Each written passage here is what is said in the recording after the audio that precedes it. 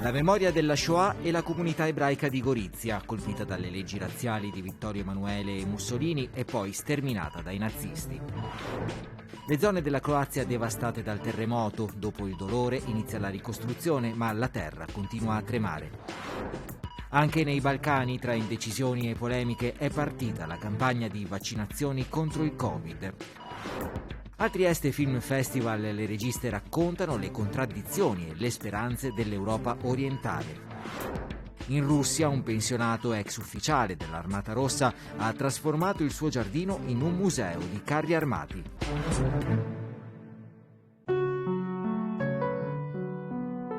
La comunità ebraica a Gorizia, a cavallo tra il XIX e il XX secolo, era composita e vitale. Diede i natali a Graziadio Isaia Ascoli, padre della glottologia italiana moderna. Qui visse il poeta e filosofo Carlo Michael Stetter con la sua famiglia. Di quella comunità che fino alla Seconda Guerra Mondiale seppelliva i propri morti in un cimitero che oggigiorno si trova in Slovenia, nella città rimangono soltanto la sinagoga, le pietre d'inciampo e le targhe in memoria di quanti sono stati sterminati perché considerati diversi. Considerati tali già con le leggi razziali volute da Mussolini nel 1938. Allora la prefettura di Gorizia contò e schedò 200 ebrei in città. Le persone di zona ebraica tramite i cognomi vengono nel primo momento selezionati e inviati questi dati alla prefettura, e tutti poi questi dati saranno passati anche all'anagrafe, perché nel 1938, ricordiamolo, i cittadini ebrei italiani hanno una loro casella a parte, vengono rintracciati nome per nome, casa per casa, con le parentele e segnati in un catalogo a parte. Elenchi che i nazisti che occuparono questi territori dopo l'8 settembre del 1943 non esitarono ad usare per portare a compimento il terribile disegno della soluzione finale. A Trieste Himmler inviò i peggiori sgherri da Auschwitz con a capo Globocnik, che in pochi mesi nella risiera di San Sabba allestirono un campo di tortura e il forno crematorio. E a Gorizia nella notte del 23 novembre 1943 i nazisti entrarono casa per casa degli ebrei e arrestarono circa 30 persone. Una lapide con segnati i nomi e l'età dei deportati sulla parete della sinagoga ricorda la Shoah degli ebrei goriziani. Il 23 novembre 1943 viene chiamata la razzia della comunità ebraica all'interno del ghetto. Sono circa una sessantina di nomi, che comprende anche la comunità di Udine, che era stata aggregata negli anni 30, e due partigiani di origine ebraica caduti durante le lotte partigiane. Poi con l'avanzare degli studi invece abbiamo scoperto che gli arresti degli ebrei presenti in città erano già iniziati subito con l'arrivo dei tedeschi nella nostra Gorizia. Quindi la notte c'è l'arresto del 23, la mattina successiva c'è il trasferimento al carcere del Coroneo di Trieste, che è il centro di raccolta di tutti gli ebrei arrestati nel territorio del Kunstland. E l'11 dicembre, quando c'è un numero sufficiente a riempire i carri, i vagoni che possono portare queste persone verso la Polonia, viene composto questo trasporto. 5 giorni dopo arriveranno ad Auschwitz. Sulla rampa la metà di queste 30 persone non supereranno la selezione. 2 sono le persone più giovani, una di 15-16 anni, l'altra 17, che torneranno poi a Gorizia, uno da Auschwitz e la ragazza da Bergen-Belsen. Accanto ai nomi, significativa anche l'età dei deportati. Queste lapidi ricorda che da un anno, quindi dal Farber fino a 89 anni di Emma Michelstetter, l'appartenenza alla razza ebraica vuol dire essere arrestati e deportati per essere eliminati nei campi di concentramento. Saranno in 12 alla fine su 200 persone registrate nel 1938 a ritornare nel 1945 nella città di Gorizia e cercheranno di ricostituire poi la comunità.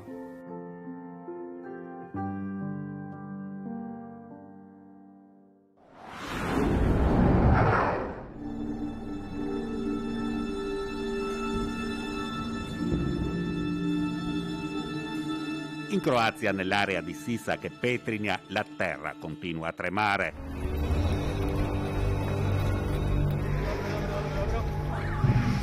Al devastante terremoto del 29 dicembre, che ha provocato la morte di 7 persone, si susseguono scosse di assestamento.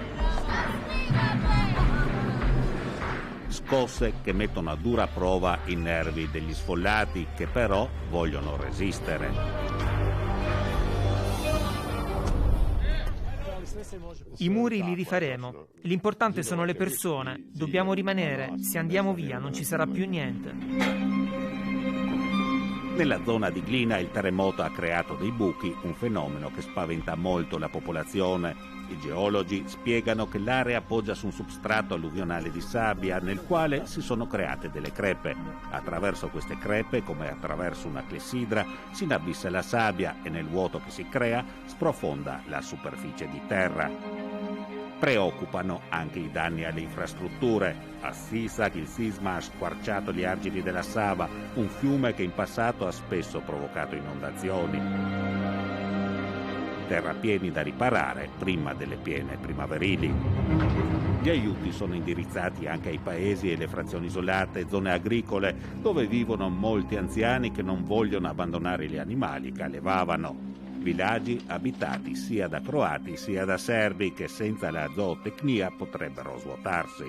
A Glina, il più grande di questi paesi, sono morte 6 persone. Dobbiamo restare. Per ora abbiamo da mangiare e da bere. Per dormire ci siamo sistemati nei container, nelle baracche. Per il resto, per la casa ci arrangeremo. La regione di Sisak e Petrinja 3 decenni fa aveva già subito la guerra e una ricostruzione molto chiacchierata. Sono troppi i casi di case ricostruite nel dopoguerra che nella scossa del 29 dicembre si sono completamente sgretolate. A farle crollare, denunciano gli abitanti, non è stato solo il terremoto ma anche la corruzione. Questo cartello a Petrinja recita: non rubate durante la ricostruzione. Episodi e prassi che contrastano con la grande corsa di solidarietà che gli abitanti della Croazia hanno dimostrato nei confronti delle popolazioni colpite dalla catastrofe. Il governo di Zagabria sta cercando di mantenere le persone il più vicino possibile alle proprie case, ricercatissimi container abitabili. Moltissimi di questi sono stati forniti dalla Protezione Civile Europea, concreto ed apprezzato anche l'aiuto fornito in questo quadro dall'Italia. Il nostro paese ha inviato in Croazia anche un gruppo di esperti del Ministero dei Beni Culturali per aiutare i colleghi croati a salvare opere d'arte e reperti storici. Nel gruppo c'erano tecnici del Ministero e carabinieri del Nucleo di tutela del patrimonio culturale che hanno svolto una ricognizione per pianificare futuri interventi. Un aiuto che ha avuto molto spazio nei media croati. L'ingegner Ianelli, che coordina il gruppo dei cosiddetti caschi blu dell'arte, rimarca come i conservatori croati erano già al lavoro.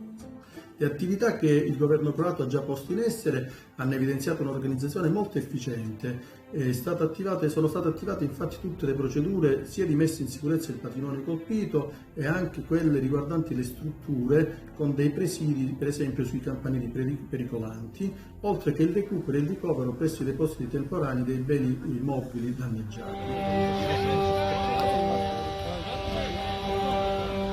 L'epidemia da Covid è una tragedia nella tragedia. Dopo il terremoto, nelle palestre dove sono stati riuniti almeno peggio gli sfollati, tra i pompieri e gli altri soccorritori, nessuno poteva mantenere le distanze e rispettare le norme sanitarie.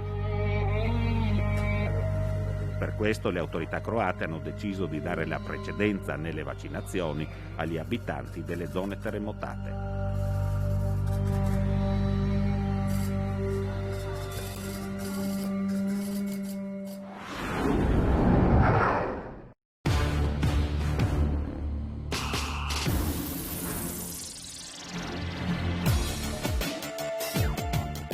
Terza ondata, varianti, tagli alle forniture vaccinali. L'emergenza Covid per i paesi dei Balcani diventa, se possibile, ancora più grave. Seppure la Commissione europea ha finanziato un pacchetto da 70 milioni per l'accesso ai vaccini nell'area occidentale, il ritardo nella distribuzione delle dosi è un coro che si alza dai governi della regione.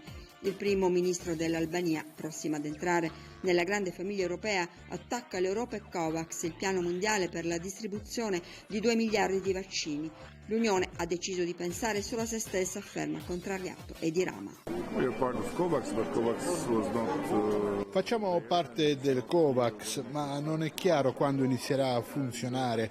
Per fortuna non abbiamo aspettato, siamo passati alle relazioni bilaterali con Pfizer e con molti altri paesi amici. Non aspettiamo né Covax né l'Unione Europea. Relazioni bilaterali che hanno assicurato direttamente da Pfizer 500.000 dosi, le prime 10.000 entro gennaio, ma se il paese delle aquile ha potuto iniziare la campagna vaccinale inaugurata proprio dal primo ministro è stato grazie a poco meno di 1.000 dosi donate da un paese amico dell'Unione che Rama dice non può svelare.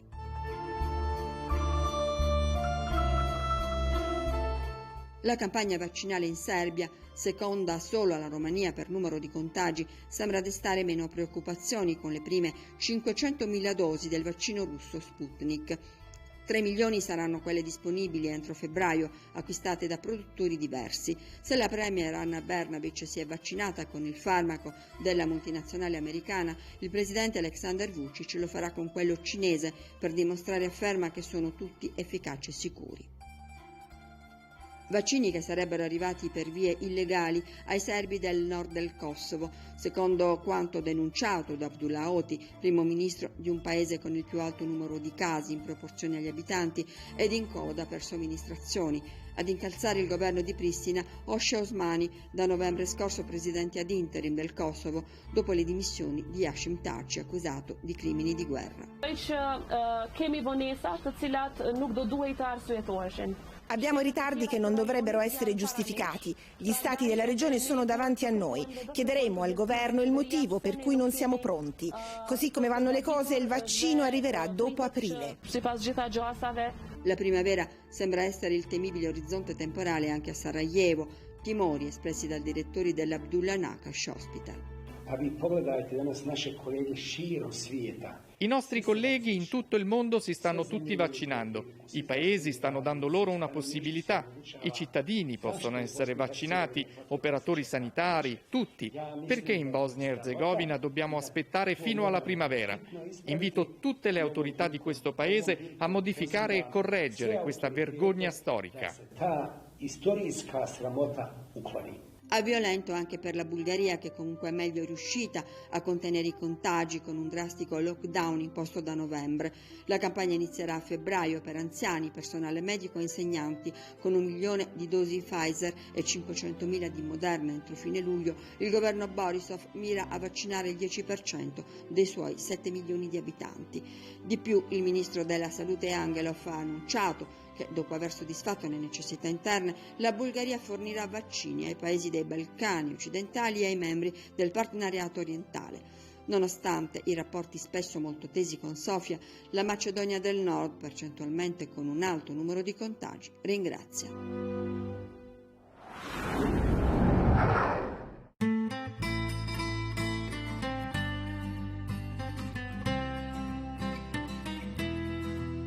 Sguardi al femminile al Trieste Film Festival, che fino al 31 gennaio propone i racconti di giovani registe che hanno fatto ritorno ai propri luoghi dell'infanzia per scoprire l'energia delle donne silenziose e piccole, ma che in realtà sono quelle che mandano avanti il mondo, per usare le parole di Anna Jadowska, giovane regista polacca che con il suo Wild Roses ci riporta nei sterminati campi di rose selvatiche, e dove una giovane moglie e madre fedifraga è giudicata da una società che la osserva dall'esterno senza vederla mai davvero.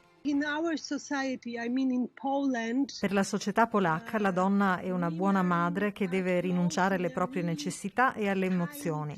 Per questo ho voluto raccontare la storia di una donna che lotta per essere se stessa e trovare la propria strada. In Polonia le donne hanno scelto la strada del cambiamento. Anche Jadowska è scesa in piazza con le donne manifestando contro la sentenza della Corte Costituzionale che ha di fatto reso l'aborto illegale.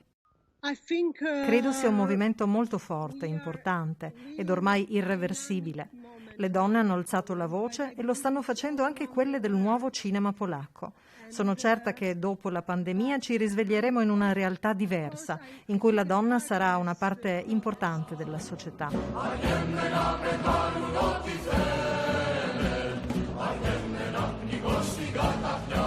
L'eredità dell'infanzia e l'esperienza delle donne portatrici di grandi valori sono al centro del racconto della serba Jelena Maksimovic, che ha dedicato il suo Homeland alla nonna che a causa della malattia ha perso l'uso della parola. Così una giovane donna va a conoscere il borgo montano greco dal quale la nonna è fuggita a causa della guerra civile. Grazie a mia nonna ho conosciuto i valori dell'uguaglianza, del socialismo, la solidarietà che regnava in quel piccolo villaggio greco. Lei mi diceva sempre di dover essere coraggiosa e di non temere la vita.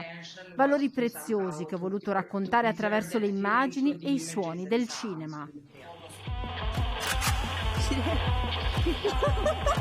Uno sguardo diverso e più centrato al presente è invece quello della lituana Marija Stonytė. Nel suo documentario Gentle Warriors esplora l'esperienza di 3 giovani donne che decidono di arruolarsi.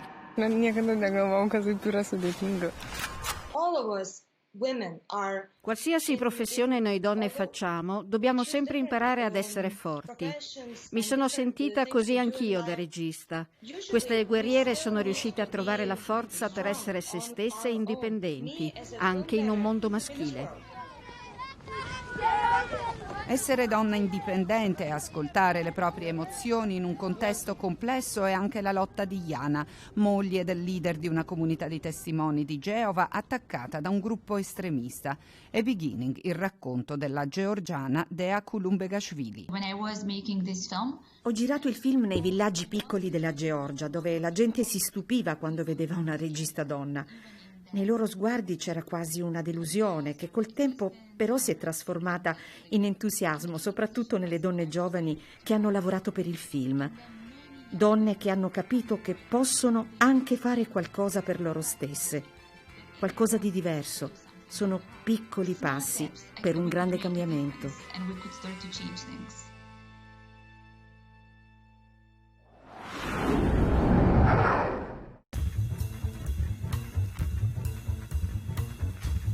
C'è chi in giardino ha Biancaneve, qualche nano, ortensie e rose, e c'è invece Alexander Frolov, colonnello dell'Armata Rossa in pensione, che ama avere in giardino carri armati e cannoni. Una collezione bizzarra che però richiama a Podmaslov, nella regione russa di Oriol, frotte di curiosi, carri e artiglieria della Seconda Guerra Mondiale recuperati e restaurati. Ogni carro armato è assemblato con i pezzi di almeno 5 tank diversi. L'equipaggio di un carro T-34 era di 5 persone. Fate un po' voi il conto, 5 persone in 5 carri armati, 25 persone quindi, che molto probabilmente sono morte quando il loro tank è stato colpito ed è esploso. Fino ad ora Frolov e i suoi aiutanti hanno restaurato 5 carri armati. Per ogni carro ci è voluto circa un anno di lavoro. In mostra tank di ogni tipo, con le scritte dell'epoca, per la patria, per Stalin. I restauratori hanno evidenziato con vernice rossa i segni delle battaglie. Date un'occhiata qui a questi fori di proiettili. I colpi sono sulla parte frontale dove c'è il portello del guidatore. Presumo che un tiratore tedesco abbia attaccato questo tank con un fucile anticarro, ma il proiettile non è riuscito a sfondare l'armatura di questa macchina. Il carro armato è stato colpito sulla parte anteriore. Tra il 2012 e il 2015 Frolov ha trovato e raccolto residuati bellici, sostanzialmente rottami, in un'area ampissima, dalla Bielorussia fino alla regione russa di Oriol. Il giardino museo di Frolov è stato aperto al pubblico circa 3 anni fa. Non c'è stata un'apertura ufficiale, ma visto il continuo arrivo di curiosi e turisti, il padrone di casa ha semplicemente aperto il cancello del giardino. La passione di Frolov per i tank non è casuale. Diplomato al liceo militare, ha poi ottenuto il brevetto di ufficiale all'Accademia dei Veicoli Corazzati di Mosca. Negli anni 70 è stato anche consigliere militare in Algeria e ha insegnato in varie accademie militari. L'ex ufficiale è molto orgoglioso degli amici che lo aiutano e a cui ha insegnato come restaurare le macchine da guerra. Siamo tutti professionisti, io sono un carrista e ingegnere.